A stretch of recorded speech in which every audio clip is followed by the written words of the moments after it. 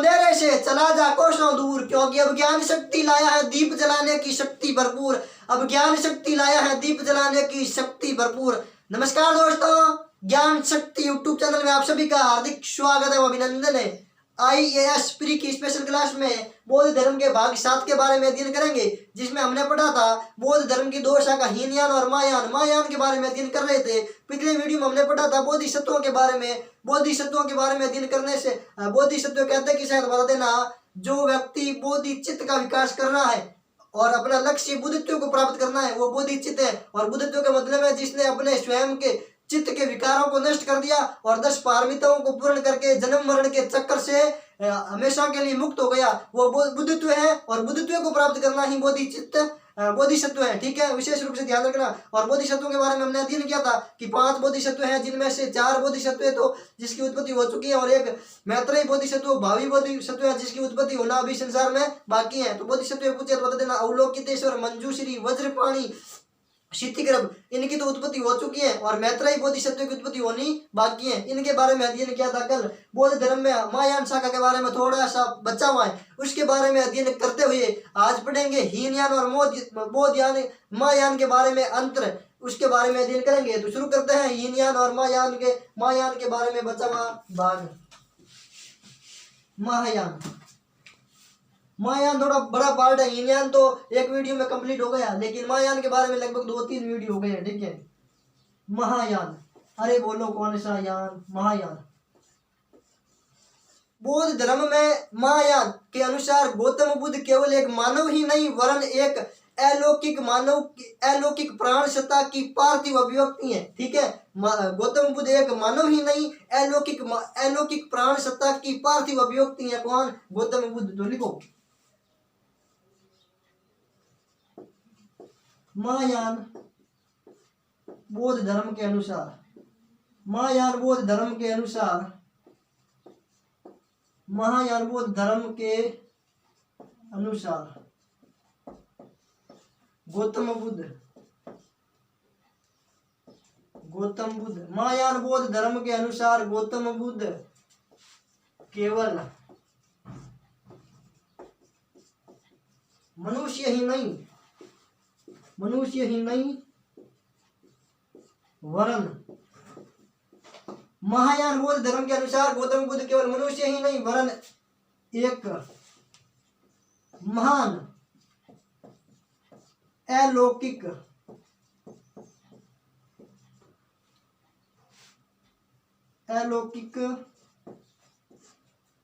प्राण सत्ता की पार्थिव अभिव्यक्ति है। प्राण सत्ता की पार्थिव अभिव्यक्ति है, पार्थिव अभिव्यक्ति है कि पार्थिव अभिव्यक्ति है,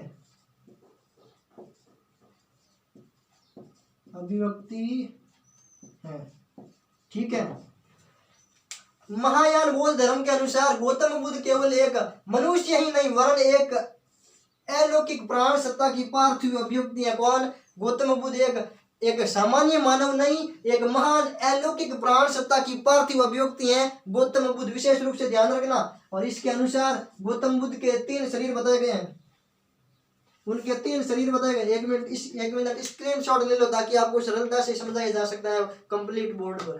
ठीक है, स्क्रीनशॉट ले लिया ना?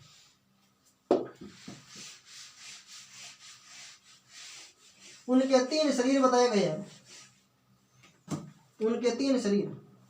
किसके? गौतम बुद्ध के। उनके 3 शरीर, अरे कितने शरीर? 3 शरीर। उनके 3 शरीर कितने? 3।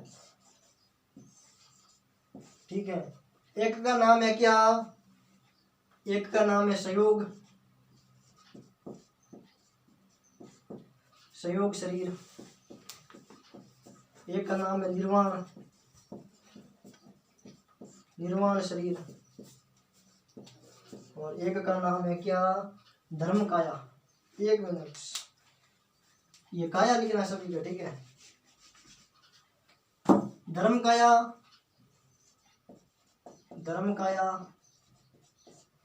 संयोग काया और निर्वाण काया। ठीक है, विशेष रूप से ध्यान रखना, निर्वाण काया, संयोग काया और धर्म काया। बौद्ध धर्म के अनुसार महायान बौद्ध धर्म में गौतम बुद्ध केवल एक सामान्य मानव ही नहीं वरन एक अलौकिक प्राण सत्ता की पार्थिव अभिव्यक्ति है। कौन? गौतम बुद्ध। और उनके अनुसार 3 शरीर बताए गए हैं, धर्म काया, संयोग काया और निर्वाण काया। निर्वाण काया का मतलब है सर्जित शरीर, सर्जित शरीर, सर्जित शरीर। इसका मतलब है आनंद, आनंद शरीर। ठीक है, और इनका मतलब है क्या? ये सार का शरीर। धर्म काया का मतलब है सार का शरीर, सार का शरीर। विशेष रूप से ध्यान रखना, उनके अनुसार 3 शरीर हैं। किनके? महायान धर्म शाखा के अनुसार गौतम बुद्ध के 3 शरीर बताए। धर्म काया, धर्म काया का मतलब है सार का शरीर, संयोग काया का मतलब है आनंद का शरीर और निर्वाण काया का मतलब है सर्जित शरीर। ठीक है, विशेष रूप से ध्यान रखना, स्क्रीनशॉट ले लो। अब देखते हैं ये महायान शाखा के बारे में आपको इतनी सी जानकारी ध्यान रखनी है जो पिछले 2 वीडियो में और एक इस वीडियो में इतनी सी जानकारी बताई गई है। वापस सुनो एक बार थ्योरी के रूप में। देखो, महायान बौद्ध शाखा के अनुसार गौतम बुद्ध केवल एक सामान्य मानव ही नहीं एक महान अलौकिक प्राण सत्ता की पार्थिव अभिव्यक्ति है। उनके 3 शरीर बताए गए हैं, धर्म काया, संयोग काया और निर्वाण काया। ठीक है, धर्म काया का मतलब है सार का शरीर और संयोग काया का मतलब है आनंद का शरीर और निर्वाण काया का मतलब है सर्जित शरीर। इनके बारे में, महायान के बारे में आपको इतना सा जानकारी ध्यान रखनी है। अब अध्ययन करते हैं किनके बारे में? अरे बोलो किसके बारे में? हीनयान और महायान का डिफरेंस देखते हैं। हीनयान में क्या अंतर है और महायान में क्या अंतर है? हीनयान के अनुसार गौतम बुद्ध को क्या मानते हैं, महायान के अनुसार क्या मानते हैं? उनकी भाषा की है क्या है? हीनयान की क्या भाषा है, महायान की क्या भाषा है? उनका साहित्य, उनका परम लक्ष्य क्या है, उनका आदर्श क्या है? इन सभी के बारे में अध्ययन करेंगे। तो शुरू करते हैं हीनयान और महायान के बारे में विशेष रूप से अंतर। और ये बेसिकली IAS प्री में तो है ही है, लेकिन IAS मेंस में भी इस प्रकार के प्रश्न आने की संभावना बनती है कि हीनयान और महायान का आलोचनात्मक परीक्षण कीजिए। ठीक है, उनका आलोचनात्मक परीक्षण के बारे में पूछ सकते हैं, अंतर के बारे में पूछ सकते हैं, हीनयान और महायान के बारे में अंतर बताइए। किसी भी प्रकार के समालोचनात्मक प्रश्न परीक्षण कीजिए। इस प्रकार के प्रश्न आने की 100% प्रायिकता बनती है किसके बारे में? UPSC मेंस के बारे में। तो मेंस के भी पॉइंट ऑफ व्यू से वेरी वेरी इंपॉर्टेंट है क्या? हीनयान और महायान के बारे में अंतर। ठीक है, तो शुरू करते हैं हीनयान और महायान के बारे में अंतर। तो एक तरफ लिखते हैं हीनयान, अरे कौन सा यान? बोलो हीनयान। एक तरफ लिखते हैं महायान, महायान। इनके बारे में क्या देखते हैं? अंतर। ठीक है, हीनयान और महायान के बारे में क्या देखते हैं? अंतर। तो शुरू करते हैं, सर्वप्रथम क्या अंतर देखेंगे हीनयान के अनुसार? हीनयान में देखेंगे इसकी साहित्यिक भाषा, साहित्यिक भाषा, साहित्य की भाषा, साहित्य की भाषा। हीनयान में साहित्य किस भाषा में रचित है? तो आंसर क्या बताओगे? पाली भाषा। अरे बोलो कौन सी भाषा? हीनयान बौद्ध शाखा के अनुसार साहित्यिक भाषा है पाली और महायान बौद्ध शाखा के अनुसार साहित्य की भाषा है संस्कृत। विशेष रूप से याद रखना, वेरी वेरी वेरी इंपॉर्टेंट है, 3 स्टार लगाओ तो भी कम है कि महायान बौद्ध साहित्य की भाषा है क्या? संस्कृत। और बाकी बौद्ध साहित्य संपूर्ण की क्या है? पाली। तो इनकी साहित्यिक भाषा क्या है? साहित्य की भाषा, साहित्य की भाषा। महायान बौद्ध साहित्य की भाषा पूछे क्या है तो आंसर बता देना, संस्कृत। संस्कृत, संस्कृत भाषा में बौद्ध साहित्य रचा गया, किसमें? महायान शाखा में। और हीनयान के अनुसार भाषा है क्या? पाली। अब देखते हैं इनका आदर्श क्या है। आदर्श, हीनयान का आदर्श है क्या?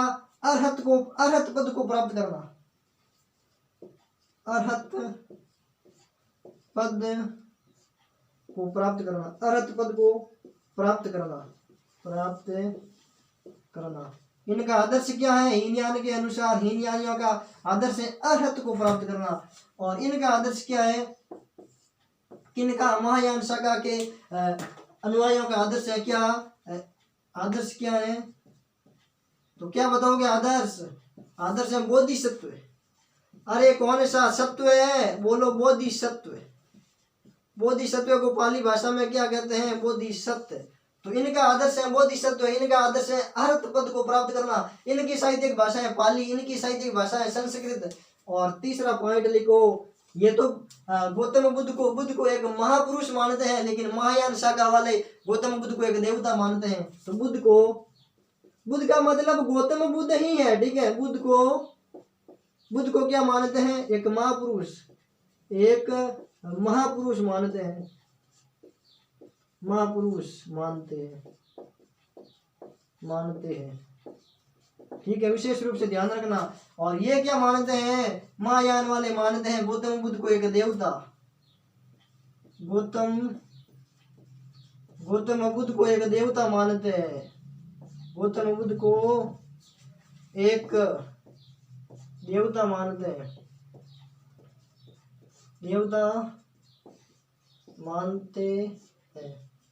ठीक है। विशेष रूप से ध्यान रखना।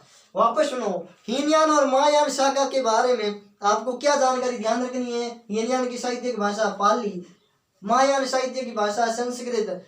हीनयान का आदर्श अरहत को प्राप्त करना, अरहत पद को प्राप्त करना, और महायान शाखा का आदर्श बोधिसत्व को प्राप्त करना। और हीनयान के अनुसार बुद्ध एक महापुरुष थे, लेकिन महायान शाखा के अनुसार गौतम बुद्ध एक देवता थे, देवता माने जाते हैं। स्क्रीनशॉट ले लो।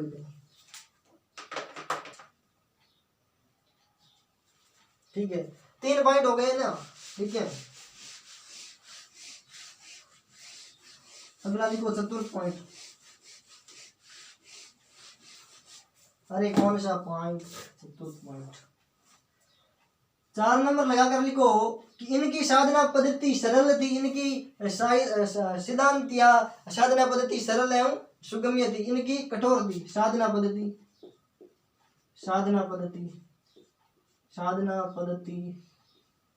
किनकी साधना? हीनयानियों की साधना पद्धति कठोर थी। अरे कैसी थी? कठोर थी। हीनयानियों की साधना पद्धति कठोर, और इनके साधना पद्धति या सिद्धांत, इनके सिद्धांत कैसे थे? सिद्धांत थे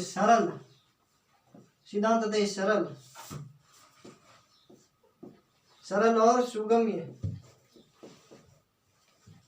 सरल सिद्धांत थे, ठीक है। विशेष रूप से ध्यान रखना, सरल सिद्धांत थे। किनके थे?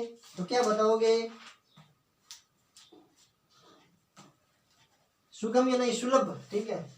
इनके सिद्धांत सरल और सुलभ थे, ठीक है। विशेष रूप से ध्यान रखना। और 5वां है, ये भिक्षुओं का हिमायती थे, लेकिन महायान भिक्षुओं और उपासकों दोनों का हिमायती था। ये भिक्षुओं, हिमायती का मतलब है उनको ज्यादा महत्व देता था, कि इनको भिक्षुओं का हिमायती था।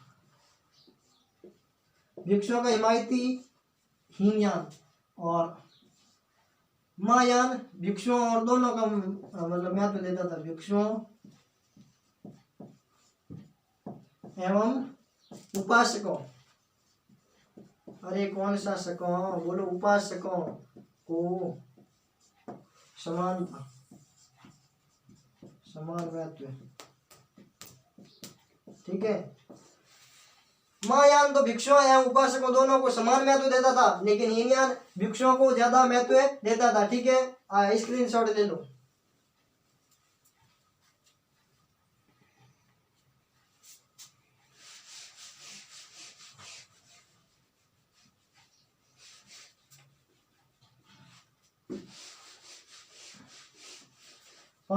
छठा पॉइंट है, हीनयान के लोग मूर्ति पूजा और भक्ति में विश्वास नहीं करते थे। मूर्ति पूजा एवं भक्ति में विश्वास, मूर्ति पूजा एवं भक्ति में विश्वास नहीं। ये मूर्ति पूजा एवं भक्ति को महत्व नहीं देते थे, मूर्ति पूजा एवं भक्ति में विश्वास नहीं करते थे, लेकिन ये मूर्ति पूजा में विश्वास करते थे। मूर्ति पूजा में विश्वास, ये तो मूर्ति पूजा में विश्वास करते थे महायान वाले, और हीनयान वाले मूर्ति पूजा एवं भक्ति पूजा में विश्वास नहीं करते थे। और महायान वाले मानते थे कि मोक्ष की प्राप्ति के लिए बुद्ध की कृपा आवश्यक है। मोक्ष प्राप्ति हेतु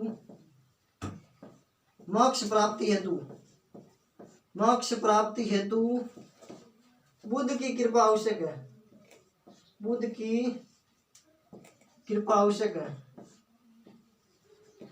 मोक्ष प्राप्ति हेतु बुद्ध की कृपा आवश्यक है। कौन मानते थे? तो आंसर क्या बताओगे? महायान वाले। और हीनयान वाले मूर्ति पूजा भक्ति में विश्वास नहीं करते थे, और ये विश्वास करते थे मूर्ति पूजा और मूर्ति में विश्वास करते थे, और मोक्ष प्राप्ति के लिए बुद्ध की कृपा आवश्यक मानते थे। कौन? महायान वाले। ठीक है, स्क्रीनशॉट ले लो। अब 7वां पॉइंट लिखते हैं,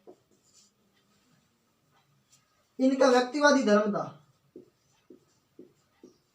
व्यक्तिवादी धर्म था।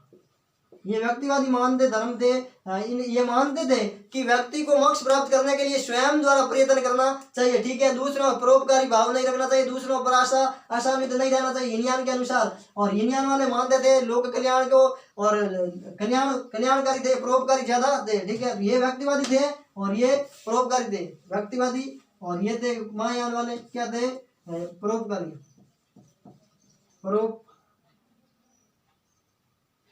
परोपकारी भावना थी। किनकी? महायान वालों की परोपकारी भावना, और इनकी हीनयान वालों की व्यक्तिगत भावना।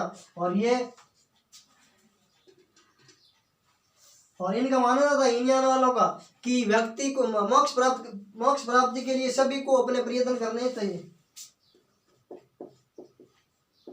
मोक्ष प्राप्ति हेतु सभी को प्रयत्न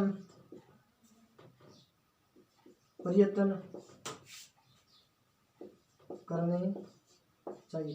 मतलब स्वयं को प्रयत्न करना चाहिए, दूसरों पर विश्वास नहीं करना चाहिए, इनका मानना यह था। और ये परोपकारी थे, एक लोक कल्याणकारी थे, लोक कल्याण को महत्व देते थे। ये जनता का कल्याण चाहते थे। कौन? महायान वाले। और ये स्वयं को व्यक्तिवादी ज्यादा थे, हीनयान वाले। ठीक है ना? वापस सुनो, हीनयान और महायान बौद्ध शाखा के बारे में एक बार फिर दोनों कान खोलकर डिफरेंस सुन लेना, ताकि आपकी किसी भी प्रकार की समस्या का डाउट नहीं रहे और सब समस्या सरलीकरण हो जाए। तो एक बार फिर से दोनों कान खोलकर सुने, हीनयान और महायान में क्या अंतर है। तो पहला सुनो, पहला इनकी साहित्य की भाषा पूछे कि हीनयान की साहित्य की भाषा क्या है, तो बता देना क्या? पाली भाषा। और महायान बौद्ध साहित्य की भाषा पूछे कि महायान बौद्ध साहित्य की भाषा क्या है, तो आंसर क्या बताओगे? संस्कृत भाषा थी। ठीक है, विशेष रूप से इनकी पाली भाषा, इनकी संस्कृत भाषा। पहला पॉइंट। दूसरा पॉइंट यह है कि इनका आदर्श था क्या?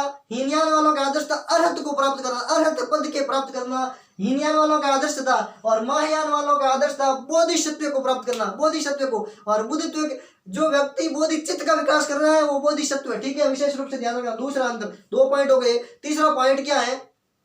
तीसरा पॉइंट ये है कि ये हीनयान वाले बुद्ध को अर्थात गौतम बुद्ध को एक महापुरुष मानते थे, न कि देवता। लेकिन महायान वाले बुद्ध को एक देवता मानते थे, एक देवता के रूप में मानते थे महायान वाले, और हीनयान वाले एक महापुरुष के रूप में मानते थे। और ये बेसिकली मूर्ति पूजा एवं भक्ति में विश्वास नहीं करते थे हीनयान वाले, लेकिन महायान वाले मूर्ति पूजा में विश्वास करते थे और मोक्ष प्राप्ति हेतु बुद्ध की कृपा आवश्यक मानते थे। कौन? महायान वाले। और ये व्यक्तिवादी थे और मोक्ष प्राप्ति हेतु ये स्वयं को प्रयत्न करने मानते थे कि व्यक्ति स्वयं को प्रयत्न करना चाहिए मोक्ष प्राप्ति के लिए, हीनयान वाले। लेकिन ये मानते थे परोपकारी भावना, लोगों में दूसरों में सहयोग करने की भावना थी, लोक कल्याण की भावना थी किनमें? महायान में। ठीक है, विशेष रूप से ध्यान रखना। और ये हीनयान वाले बेसिकली भिक्षुओं के हिमायती थे, भिक्षुओं को ज्यादा महत्व देते थे हीनयान वाले। और महायान वाले बेसिकली भिक्षुओं और उपासकों दोनों को बराबर महत्व देते थे। कौन? बोलो, महायान वाले। ठीक है, और ये इनकी साधना पद्धति, हीनयान वालों की साधना पद्धति कठोर थी और महायान वालों की साधना पद्धति सामान्यतः सरल थी, सुलभ थी। किनकी? महायान वालों की तो साधना पद्धति सरल है, सुलभ। हीनयान वालों की साधना पद्धति पूछे कैसी, तो आंसर क्या बताओगे? कठोर। बोलो, क्या बताओगे? कठोर। बोलो रामशा पीर की जय। तो हीनयान और महायान के बारे में आपको इतनी सी जानकारी ध्यान रखनी है जो पिछले 2-3 वीडियो में पढ़ी। हीनयान और महायान से संबंधित किसी भी प्रकार का चाहे नीचे से नीचे और ऊपर से ऊपर कितनी भी भारी निम्न स्तर से लगाकर उच्च स्तर तक की किसी भी प्रकार की परीक्षा में प्रश्न पूछा जाए हीनयान और महायान से, तो एक भी प्रश्न बाहर नहीं जाएगा। मेरे इस विश्वास के साथ मैं कहता हूं कि ज्ञान शक्ति से आप जो भी पढ़े वो बेहतरीन पढ़ेंगे, बेहतर नहीं बेहतरीन पढ़ाने का कार्य हम करेंगे। अब हारेंगे हम नहीं, हारेंगी परीक्षा। अब हारेंगे हम नहीं, हारेगी परीक्षा। जीतेंगे हर ज्ञान शक्ति का योद्धा, जीतेगा हर ज्ञान शक्ति का योद्धा। झुकेगा हमारा कोई भी साथी नहीं, झुकेगी परीक्षा। हम हारेंगे नहीं, रुकेंगे नहीं जब तक परीक्षा को झुकाएंगे नहीं, जब तक हारेंगे नहीं जब तक परीक्षा झुकेगी नहीं, जब तक रुकेंगे नहीं जब तक परीक्षा झुकेगी नहीं। जय हिंद, जय भारत। Thank student.